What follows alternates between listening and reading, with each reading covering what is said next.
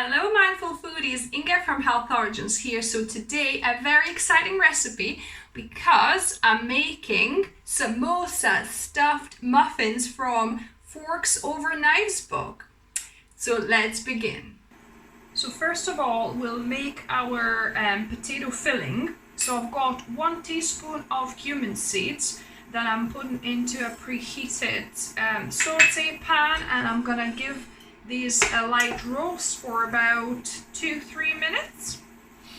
The pan is on low to medium, by the way, because you definitely want to be careful and you don't want to burn your seeds. So just watch them carefully and kind of turn them around. So it's been 2 minutes. They're starting to get slightly fragrant. Don't want to risk burning them, so I'm gonna just start putting other ingredients. So I've got 1 large potato dice. Mine is organic potato, so I left the skin on, but if yours is non-organic, then peel it and dice it into about 1 centimeter kind of pieces. You want smallish pieces. Then I've got 1 small onion, kind of sliced in half and then sliced thin into the half, like really thin half moons. So adding that here. Then I've got 6 cloves of garlic crushed, or about 1 tablespoon of crushed garlic here. Then I've got a small jalapeno, about 5 centimeters jalapeno that I've diced really small. You can omit this one if you don't like yours too spicy or you can't handle any spice. It's not going to be too spicy with just 1 jalapeno here. And then we need half a teaspoon of turmeric, just for that lovely samosa yellow color. And then half a cup of water. So I'm going to mix everything up, and then I'm going to cover it with the lid and let this cook on kind of medium-low for about 10 minutes until the potato is soft. And every so often I'll lift the lid to check if I need to add a tablespoon or 2 of extra water so it doesn't start burning to the bottom. So it's been 5 minutes and there's still some liquid here, as you can see, so that's fine. I'll just keep it on, I'll just mix it a little bit and I'll keep on sauteing. So it's been 10 minutes. Let's check the potatoes. So yeah, so they seem quite soft. See, so they're starting to stick a little bit. That's good. If your potatoes still have a lot of liquid, you might want to fry it for another minute or so, just so that the liquid more or less evaporates, because we wanted kind of quite a dry mixture to go into our muffins. So this is now ready. I'm going to switch it off. I'm going to add a tablespoon of chopped coriander you really need, but I only have parsley, but I've also chopped some coriander stems that I had frozen, so that will have that coriander flavor. But if you don't like coriander, you can always, like I say, replace it with parsley like I'm doing here. And then you need salt and pepper to taste, so I'm gonna grind a bit. So I would say about 1/4 teaspoon of salt, because you do want them seasoned nicely, and a few grains of black pepper. Check potato for salt, make sure they are nicely seasoned. So now onto the batter. So a slight variation from Forks Over Knives recipe is that I'm adding half a cup of rye sourdough here, so to make it kind of you know, have that a bit of nice tanginess and natural rise from the sourdough. But this is an optional step. You could omit that, and I'll tell you like difference of measurements of baking powder you need for if you're just making without the sourdough. So yeah, so you're gonna need 1 cup of polenta. So this is fine ground cornmeal. So polenta, Then we need a cup of whole grain flour. So this is fine milled whole grain flour. It's like made from softer wheat varieties. So it acts like a bit more like white flour, even though it's wholemeal.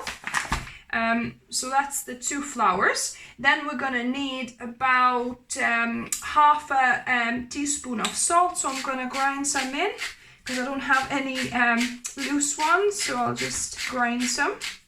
So some salt, a few grains of fresh pepper as well. We're not a fan of ground pepper, so I'm not gonna put too much. Then you're gonna need 1 tablespoon of ground flaxseed. So this is brown flaxseed. And then the original recipe asks for a tablespoon of baking powder, but because I'm actually using a bit of sourdough as well, yet I don't have much time to rise it. So if you don't want to use too much baking powder, you could use the sourdough like I did, but leave the batter to rise itself for about, without adding the baking powder first, just to mix the batter and leave it to rise for about an hour, hour and a half, so it naturally kind of bubbles and rises. So you don't need much baking powder then. But I don't have much time to really rise it, so I'm gonna put 2/3 of a teaspoon of a baking powder. But if you have a time to rise it for about an hour and a half, then you can use just a teaspoon of baking powder. And then actually I'm gonna crumble this in. So this is, you need 1/4 of a cup of tahini, but this is my homemade tahini paste that I then whizzed up with a little bit of soaked dates, so it's kind of softer tahini, and it's obviously goes hard if you mix it with like something that has water. So, but this is basically kind of similar, same thing. It'll have a tiny bit of sweetness from the dates, but I don't mind that. And then you need 1.5 cups of some plant-based milk if you're not using the sourdough starter. But if you are like me, then I'm reducing it by 1/4 cup. So I'm just using 1.25 cups of cashew milk. In this instance, I'm using that I made cashew milk. It's so easy. It's literally just soaking about 1/2 cup of cashews for about a couple of hours, or in a boiling water for about 15 minutes, and then just blending them up with the high-speed blender for a couple of minutes until it's smooth. That's it. That's your cashew milk basically. Since I've got little bits of lump of that tahini, I'm gonna use my whisk to just whisk this. So just give this a little bit of a whisk. Oh, and I nearly forgot, the original recipe states 2 teaspoons of apple cider vinegar, but because I'm putting the sourdough starter in there already, so I'll just put 1 teaspoon here. I'll link all the original ingredients of Forks Over Knives recipe down below for you.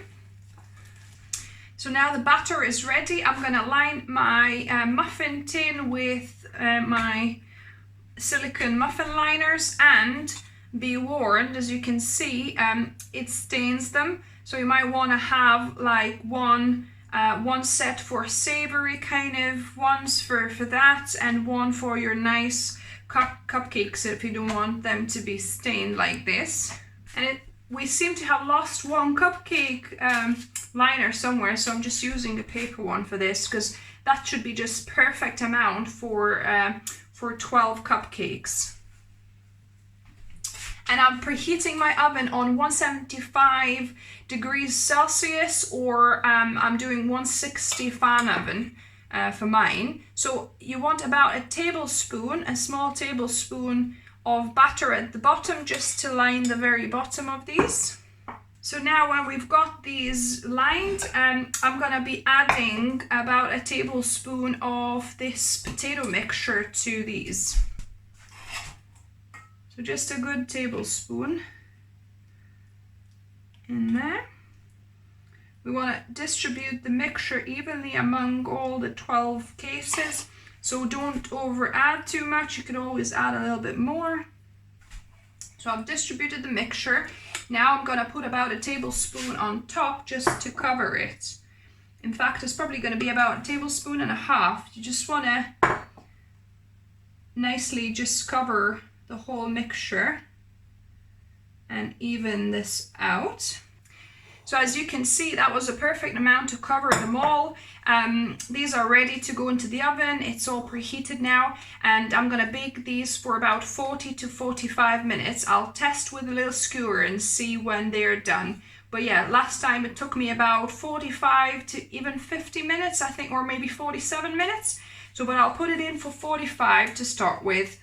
So the muffins have done baking. As you can tell, my oven is not quite even. They've risen a bit more in the back, and these didn't rise as much, but yeah, so they're all looking quite good. So I'm gonna just transfer them to a cooling rack and gonna cool them slightly. So I'm gonna show you what it's like inside. So I just cut one in, and I'm gonna try and, they're still super hot. I need to really wait for them to cool down. But yeah, so that's the inside of it. Pretty cool, huh? Now on to the best part, taste testing one. So I've cut one up, I showed you the inside of it. It's pretty cool, and this is quite warm, so you could eat these warm or cold, either way. I haven't actually eaten them properly hot or warm. I've kind of let them fully cool down last time, so it'll be interesting to try them, you know, warm.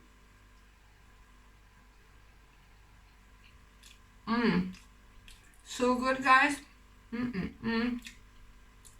So flavoursome and delicious. What I'm gonna do as well, I've also made their recommended coriander chutney to go with this.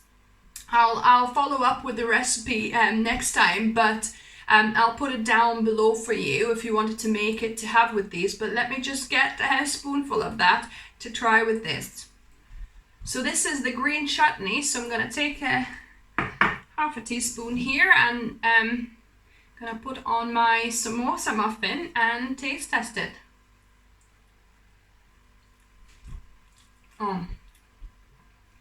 This is so good. It gives like this zing, because obviously this chutney has quite a bit of lime juice in it.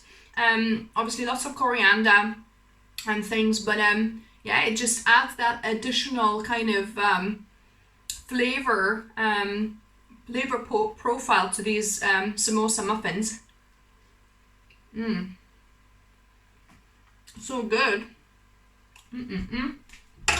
So thank you, forks over knives. I enjoyed this recipe. I hope you enjoyed this video as well. Give me a thumbs up if you did.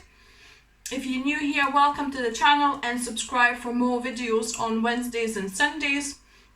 And remember, guys, food is fuel, so be mindful of what you put in the body. Until next time.